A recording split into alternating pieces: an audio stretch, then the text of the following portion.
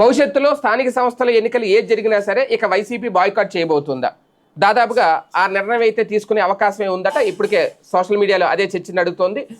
వైసీపీలో కూడా అంతర్గతంగా దీనికి సంబంధించి సీనియర్లతో ఇప్పటికే జగన్మోహన్ రెడ్డి చర్చించారు. ఎందుకంటే పులివెందుల ఒంటిమిట్ట ఎన్నికలు జరిగిన విధానాన్ని చూస్తే భవిష్యత్తులో కూడా స్థానిక సంస్థల ఎన్నికల్లో వైసీపీకి ఎంతవరకు అవకాశం దక్కుతుంది, అలాగే వైసీపీకి సంబంధించిన ఓటర్లు బయటకు వచ్చి ఓటేసే పరిస్థితి ఉంటుందా లేదా, లేదు అంటే అక్కడ అడ్డగించడం, వాళ్ళ మీద దాడులు చేయడం, మన ఏజెంట్ల మీద దాడులు చేశారు. ఇవన్నీ ఇంక ఎన్నికలు పెట్టుకుని వాళ్ళు తన్నించుకోవాలి, దాడులు జరిపించుకోవాలి, కేసులు పెట్టించుకోవాలి తప్ప ఇంకా ప్రజాస్వామ్యబద్ధంగా ఎన్నికలు జరగలేనప్పుడు ఇంకా ఎన్నికలకు వెళ్ళడం ఎందుకు? ఒక రకంగా బాయ్కట్ చేసేస్తే ఏకగ్రీవం అయిపోతాయి అంతే.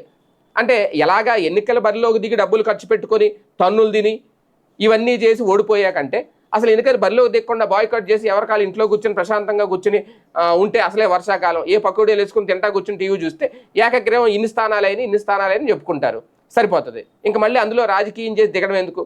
ఈ చర్చ అయితే నడుస్తుందట. ఇదే రీతిలో ఇదే పద్ధతిలో ఎన్నికలు కనుక జరిగితే రేపు నెక్స్ట్ ఏడాది జరగబోతున్నాయి స్థానిక సంస్థల ఎన్నికలు.